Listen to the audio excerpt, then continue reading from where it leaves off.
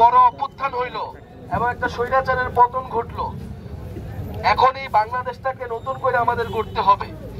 কারণ বাংলাদেশ যদি আরেকটা স্বৈরাচার আসে, আগের মতোই সব সিস্টেম চলমান থাকে, আগের সিন্ডিকেট থাকে, আগের দুর্নীতিবাজ থাকে, জাস্ট মানুষ বদলাইলো কিন্তু সিস্টেম একই থেকে গেল, তাইলে এইটা জনগণের কোনো উপকারে আসবে না, মানুষের কোনো উপকারে আসবে না। কিন্তু আমরা মনে করি আমাদের যে ভাইয়েরা শহীদ হয়েছিল, যে বোনেরা শহীদ হয়েছিল, আপনারা দেখছেন কত নির্মম ভাবে গুলি করে মারছে, লাশ আগুনে পুড়াই দিচ্ছে, এই এত এত মানুষ জীবন দিছিল, রাস্তায় নেমে আসছিল এই দেশটার উপকারের জন্য, এই দেশটার মঙ্গলের জন্য, মানুষের জীবনের যাতে পরিবর্তন হয় সেই পরিবর্তনের জন্য। শুধুমাত্র ক্ষমতার জন্য, স্বার্থের জন্য তারা কিন্তু কেউই নামে নাই, আমরাও নামি নাই। ফলে এই যে এতগুলো মানুষ শহীদ হইল, জীবন দিল, তাদের রক্তের প্রতি ঋণ শোধ করার জন্য আমাদেরকে এই দেশের জন্য কাজ করতে হবে। ফলে আমরা একটা নতুন রাজনৈতিক দল গঠন করছি, খুবই অল্প কয়েকদিন হয়েছে, 4 মাস মাত্র হয়েছে। আমরা এই 4 মাসের মধ্যে মানুষের অভূতপূর্ব, মানুষের আপনাদের কাছ থেকে আমরা অনেক সাড়া পাইতেছি।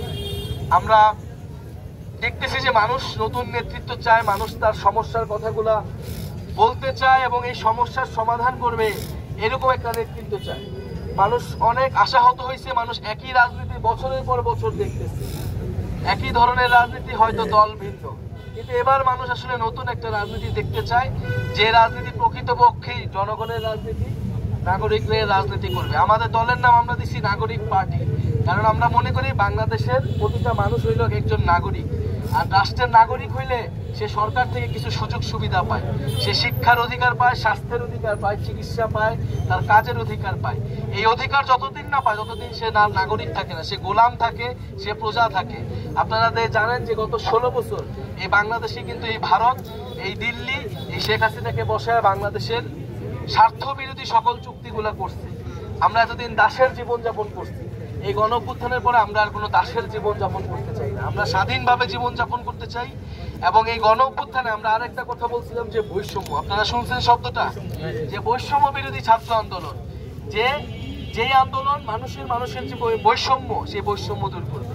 আমরা উত্তরবঙ্গের বৈষম্যের কথা জানি, পঞ্চগড়ের সাথে বৈষম্য হয় সেটা জানি।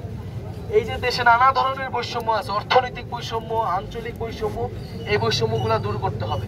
সকল মানুষের মধ্যে একটা সমতা আনতে হবে, মানুষ যাতে তার অধিকারগুলো পায় এবং সবাই যাতে একটা মর্যাদা নিয়ে জীবনযাপন করতে পারে এবং বাংলাদেশকে বুকে ধারণ করে, এই দেশপ্রেমকে বুকে ধারণ করে, মানুষের প্রতি দরদ রেখে যে রাজনীতি, আমরা সেই রাজনীতিটা করতে চাই। ইনশাল্লাহ আপনারা আমাদের জন্য দোয়া করবেন। আমরা হয়তো বয়সে ছোট হইতে পারি, কিন্তু আপনাদের জন্য, দেশের মানুষের জন্য আমাদের আসলে বুক ভরা দরদ আছে, আমাদের সেই সাহস আছে, আমাদের সেই আপোষহীন, আমাদের সেই স্পিরিট আছে। আমরা গণ অভ্যুত্থানে সেটা প্রমাণ করছি, আমরা শেখ হাসিনার সাথে আপোষ করি নাই। আমরা আপোষ না করে এই গণ অভ্যুত্থান চালিয়ে গেছি যখন আমাদের ভাইদের উপরে হত্যা করা হয়েছিল, ভাইদের উপর গুলি চালানো হয়েছিল। আরেকটু যদি বলি, এখন দেশের রাজনীতি আপনারা জানেন, নির্বাচনের কথা বলা হইতেছে, আবার অন্যদিকে সংস্কারের কথা বলা হইতেছে, আবার আমরা বিচারের কথাও বলতেছি। কারণ আমরা মনে করি এই সবকিছুরই প্রয়োজন আছে, এমন না যে সংস্কার একটা হইলেই হবে বা শুধু নির্বাচন হইলেই হবে। কারণ এই যে এত বড় ঘটনা, 16 বছর একটা দল স্বৈরাচারী হয়ে উঠলো, যদি এর কোনো বিচার না হয় তাহলে এটার কোনো উদাহরণ তৈরি হবে না। আবার যে কেউ এসে আবার এই গুলি চালাবে, পুলিশ আবার গুলি চালাবে, পুলিশ আবার রাজনীতিকরণ হবে, দলের পক্ষে কাজ করবে। আমরা চাই পুলিশ নিরপেক্ষভাবে কাজ করবে, প্রশাসন নিরপেক্ষভাবে কাজ করবে, কোর্ট কাছারি নিরপেক্ষভাবে কাজ করবে। ফলে এই সকল প্রতিষ্ঠানগুলো সংস্কার হইতে হবে এবং যারা এই 16 বছর আপনাদেরকে জুলুম করছে, নির্যাতন করছে, চাঁদাবাজি, দুর্নীতি, সন্ত্রাস করছে, তাদেরকে গ্রেফতার করতে হবে। যারা আন্দোলনে গণহত্যা করছে তাদের অবশ্যই বিচারের আওতায় আনতে হবে এবং সবার আগে আনতে হবে ওই শেখ হাসিনাকে। ভারতে পালায় রয়েছে, এইখানে 1000 মানুষকে হত্যা করে সে ভারতে যা পালায় রয়েছে, এই ভারত তাকে এখনো আশ্রয় দিয়ে রাখে।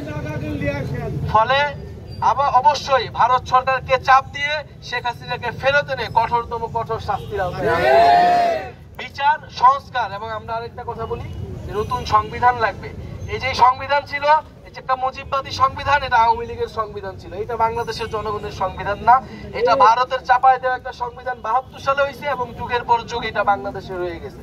ফলে আমাদের এই গণ অভ্যুত্থানের পরে একটা নতুন সংবিধান করতে হবে, সেই সংবিধানের জন্য আমাদের নির্বাচন দিতে হবে। ফলে বিচার সংস্কার এবং সংবিধান এই 3 দাবিতে এবং এটা বৈষম্যহীন এবং গণতান্ত্রিক বাংলাদেশের জন্যই আমাদের এই দল এবং আমাদের এই পদযাত্রা 64টি জেলায় চলমান থাকবে। আমরা 3রা আগস্ট এটা ঢাকায় শেষ করব শহীদ মিনারে। যেই শহীদ মিনার থেকে আমরা এক দফার ঘোষণা দিয়েছিলাম যে এই শেখ হাসিনা সরকারের পতন, এই সরকারকে আমরা মানি না, এই সরকারের যে সিস্টেম সেই সিস্টেমকে আমরা মানি না। ফলে সেই 3রা আগস্ট আমরা যে আপনাদের সাথে কথা বলতেছি, আপনাদের কথাগুলো শুনতেছি, আমরা এই সকল কথাকে একত্রিত করে একটা ইশতেহার তৈরি করব। জুলাইয়ের ঘোষণাপত্র সরকার দেওয়ার কথা বলছে, আমরা সেই ইশতেহার সেই কথাগুলো বলবো যে জুলাইয়ের ঘোষণাপত্র যাতে থাকে, নতুন সংবিধানে যাতে মানুষের কথাগুলো থাকে। এবং সেই 3রা আগস্ট আপনাদেরকে আমরা ঢাকায় যাওয়ার আমন্ত্রণ জানাচ্ছি। আপনারা ঢাকায় আসবেন, আমরা শহীদ মিনারে প্রোগ্রাম করব। আর আপনারা আপনাদের পরিবারে আপনাদের এলাকায় বলবেন এনসিপির কথা। আমাদের নতুন মার্কা শাপলার জন্য আমরা আবেদন করছি। আপনারা যদি চান, জনগণ যদি চায়, ইনশাল্লাহ শাপলা মার্কা আমরা পেয়ে যাব নির্বাচন কমিশন থেকে। শাপলা এবং এনসিপি এবং এই তরুণ প্রজন্ম বাংলাদেশের মানুষের সাথে, গরিব মানুষের সাথে, মজলুম মানুষের সাথে সবসময় থাকবে, তাদের অধিকারের পক্ষে লড়াই করবে। ইনশাল্লাহ আপনারা আমাদের প্রতি সেই আস্থা রাখবেন, আমরা আপনাদের জন্যই কাজ করব।